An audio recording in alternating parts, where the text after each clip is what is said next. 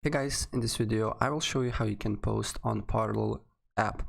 It's really easy and it really doesn't matter if you're using iPhone or the Android because the process is pretty much the same, right? So first what you need to do here is to open Parler app, and then simply the second step what you need to do here is to click on your profile icon that is on a top left, and then you need to click on profile, and on a bottom right, as you can see here, there is little red button. Press on that, and now you can type your post, and on the bottom you can upload.